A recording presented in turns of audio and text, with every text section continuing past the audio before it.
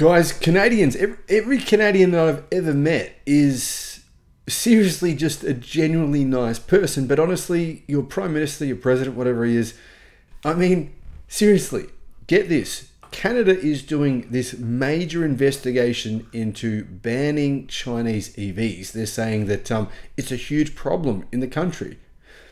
Okay then. Hello my friends, welcome to the channel. I'm Sam Evans. You're watching the Electric Viking. It's great to see you. Just a quick video here, guys. I thought it's kind of a crazy story you might want to know about. Canada is apparently spending a whole bunch of money to research whether or not or how much it should tax Chinese EVs. Chinese-made EVs. Now, Canada's Deputy Prime Minister says the nation is facing a state-directed policy of overcapacity from China. So, I mean, are Canadians buying into this garbage? I mean, seriously, are they really believing this stuff? Because if they do believe this stuff, wow, that's a new level of stupidity. I'm just going to repeat that quote there, guys. The nation is facing a state-directed policy of overcapacity from China. So, the Canadian government, they are saying to their citizens, we are facing an onslaught of EVs. China is targeting us.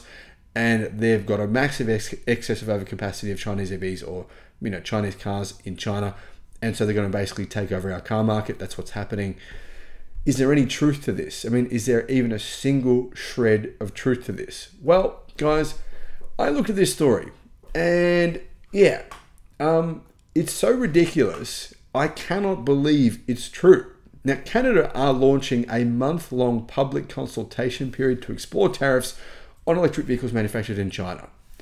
And unlike Europe, where a flood of EVs from Chinese car makers have saturated local markets, Canada has not yet seen a single electric car from a Chinese automaker. In other words, not one single Chinese electric car from a Chinese brand has ever been sold in Canada. And I have not heard one media report saying that China had any plans to do so. Now, will they? Maybe. But as of this point in time, there is no flood of Chinese cars coming to Canada, as the Canadian Prime Minister is claiming.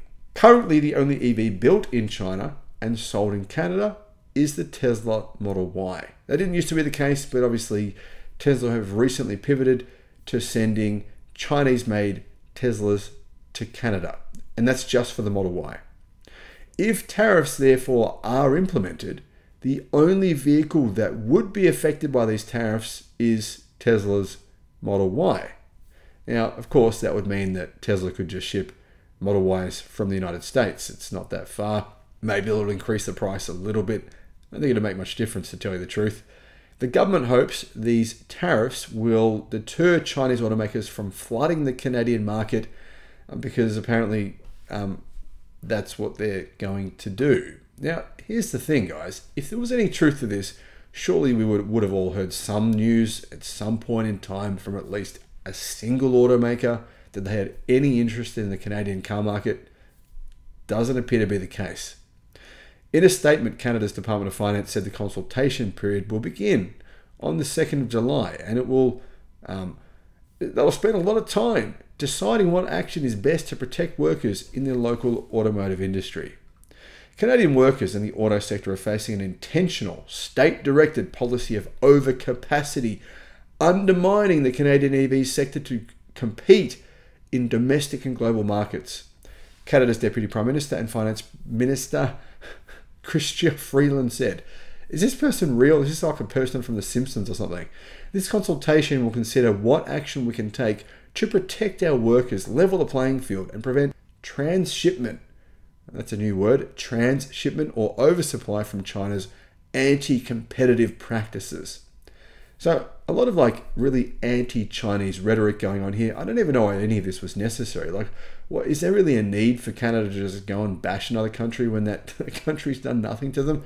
At this point in time, I mean, guys, I'm not saying the Chinese government are all wonderful and lovely. Obviously, they're not. But really, this is just plain stupid, in my opinion. There's no word on how punitive these potential tariffs could be. the government is seeking feedback on cyber and data security measures to protect national security interests and the privacy of Canadians, says the South China Morning Post. Basically, Canada is accusing China of spying on it through digital devices. It's kind of getting into the Trump rhetoric. Yeah, I mean, honestly, politics just they just sicken me sometimes with these ridiculous politicians making these claims. It's obviously just to get votes from idiots who believe this stuff. Anyway, tariffs may not prevent Chinese brands from selling EVs in Canada in the future. It's possible they just do it anyway. But they may force them to establish local factories. Maybe that's what Canada is angling for here. It's possible import duties could prompt Tesla to stop making Model Ys in China and selling them in Canada. But I mean, that's really neither here nor there, considering they can just ship them from Fremont, California, which is obviously much closer. Now, China has actually responded to some of these comments. The impact on Chinese EV builders appears to be limited, said the General Secretary of the International Intelligent Vehicle Engineering Association, David Zhang.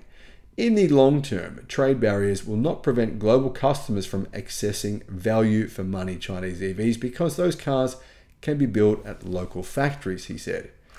This is kind of a hilarious response, right? The impact on Chinese EV builders appears to be limited because, well, there's precisely zero impact on them whatsoever. Thanks for watching.